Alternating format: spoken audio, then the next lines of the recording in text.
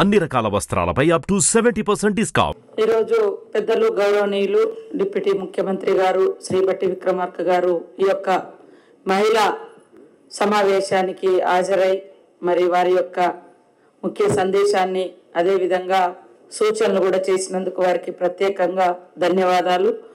మరొక మంత్రి గారు మా సోదరుడు పొన్నం ప్రభాకర్ గారు ఇప్పుడే మరి ఆర్టీసీలో మన ఎవరైతే మహిళా సంఘాలు బస్సులు నడుపుతున్నారో వాళ్లకు డబ్బులు కూడా ఇచ్చేటువంటి చెక్కును అందజేసి బస్సులలో ప్రయాణం చేస్తున్నటువంటి మహిళల యొక్క మనోగతాన్ని కవితల రూపంలో కథల రూపంలో రాసినటువంటి మరి మహాలక్ష్మి బుక్ను కూడా రిలీజ్ చేయడం మా అందరికీ చాలా సంతోషం. అదేవిధంగా పెద్దలు మరి మంచిర్యాల ఎమ్మెల్యే గారు అన్న ప్రేమ్ సాగర్ అన్న గారికి, అదేవిధంగా దివ్యా దేవరాజన్ గారికి, అడిషనల్ సిఓ కాత్యాయని గారికి, మిగతా మా రూరల్ సెల్ఫ్లో పనిచేస్తున్నటువంటి అధికారులకు, నూతనంగా మహిళా సంఘాల అధ్యక్షులుగా మహిళా కమిటీలోకి ఎన్నికైనటువంటి మీ అందరికీ కూడా పేరు పేరున శుభాకాంక్షలు, ధన్యవాదాలు, స్వాగతం, సుస్వాగతం. మరి మీతో పాటు వచ్చినటువంటి అడిషనల్ కలెక్టర్స్, అడిషనల్ డిఆర్డిఓస్, పత్రికా మీడియా సోదరులకు అందరికీ పేరు పేరున నమస్కారాలు. మనము గత సంవత్సరన్నర కాలంగా మా ప్రభుత్వం వచ్చిన మొదటి 48 గంటల్లోనే మహిళల గురించి ప్రారంభించినటువంటి గొప్ప పథకం మరి ఉచితంగా బస్సు ప్రయాణం. ఉచిత బస్సు ప్రయాణమే కాకుండా బస్సుకు ఓనర్లను చేసి ఈరోజు ఆ డబ్బులు కూడా మండల సమైక్య చేతిలో ఉన్నటువంటి బస్సుకు నెలకు 70,000 రూపాయలను లెక్కగట్టి ఈరోజు చెక్కుల రూపంలో కూడా ఇవ్వడం జరిగింది. ఇది మనం సాధించినటువంటి విజయం. అంటే ఉచితంగా ప్రయాణమే చేయడం కాకుండా బస్సులకు ఓనర్లమైనటువంటి పరిస్థితి. ఒకప్పుడు మహిళలంటే స్వయం ఉపాధి, ఇప్పుడు 100 మందికి ఉపాధి కల్పించే స్థాయిలోకి మీరందరూ కూడా రావడం చాలా గొప్ప అచీవ్మెంట్ గా నేను భావిస్తా ఉన్నాను. అదే కాకుండా ముఖ్యమంత్రి గారు రేవంత్ రెడ్డి గారు ప్రతి పనిలో, డిప్యూటీ సీఎం గారు మరి ప్రతి పనిలో ఇది ఏదన్నా వచ్చిందంటే ఇది మహిళలకు ఇద్దాం, వాళ్ళు బాగా చేస్తారు, వాళ్ళు కమిట్మెంట్ గా చేస్తారు అని ప్రతి ఒక్క పనిని ఈరోజు మీరు మరి ఒక అక్క చెల్లె మాట్లాడింది. నేను ఆ స్కూల్లో స్టూడెంట్ను, ఇప్పుడు మరి అమ్మ కమిటీ ద్వారా ఆదర్శ పాఠశాలల ద్వారా మరి నేను అక్కడ ఒక గొప్ప స్థానంలో కూర్చొని ఆ యొక్క మీటింగ్లోకి వెళ్ళినాం, అక్కడ వర్కులు చేసినామని. ఇంకొక మండల సమైక్య అధ్యక్షురాలు ఏం చెప్పింది, నాకు మరి జెండా ఎగరేయాలని కోరిక, ఒక అంగన్వాడీ టీచర్ అయ్యి అని ఆమెకు ఉందంట కోరిక.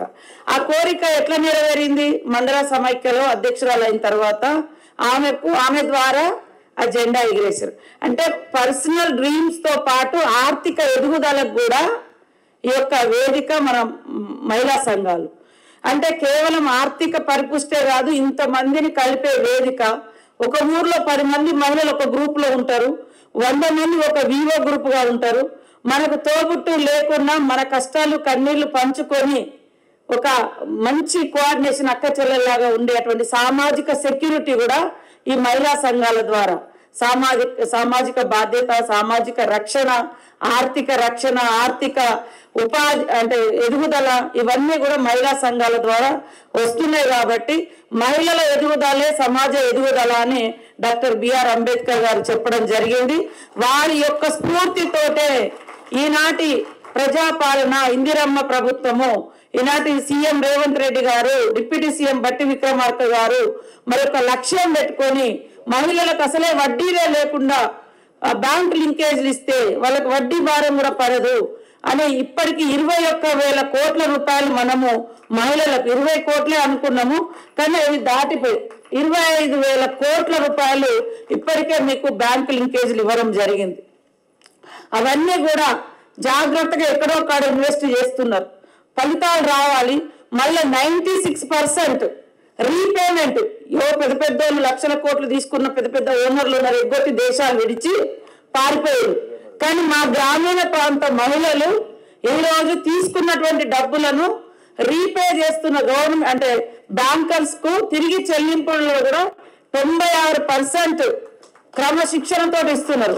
98% రీపేమెంట్ చేస్తున్నాం. దాంతో బ్యాంకర్స్ వేరే వాళ్ళకి ఎవరికైనా ఇవ్వడానికి ఇష్టపడతలేరు, కానీ మా మహిళా సంఘాలకు మాత్రం ఇవ్వడానికి క్యూ కడుతున్నటువంటి పరిస్థితి పోయింది. ఇది సక్సెస్, ఇది నమ్మకం. ఇది మహిళల యొక్క శక్తి. ఇదే ఇందిర మహిళా శక్తి సంఘాల యొక్క ఘనత. దాని వెనుకంటే ఈ సంఘాల వెనుక ప్రభుత్వం యొక్క తోడ్పాటు ఉంది, ప్రభుత్వం యొక్క సపోర్టు, ప్రోత్సాహము ఇవన్నీ ఉన్నాయి కాబట్టి మనం సాధించుకోగలుగుతున్నాం. కాబట్టి ఈ సంబరాలను మనం చేసుకోవాలి. ఇప్పుడు వడ్డీలు కూడా కొన్ని జిల్లాలో రిలీజ్ అయినాయి, ఇంకా రిలీజ్ చేస్తూ ఉన్నారు. కాబట్టి జిల్లా ఇప్పుడు మీరు అందరు కొత్తగా ఎన్నిక చేయబడ్డారు.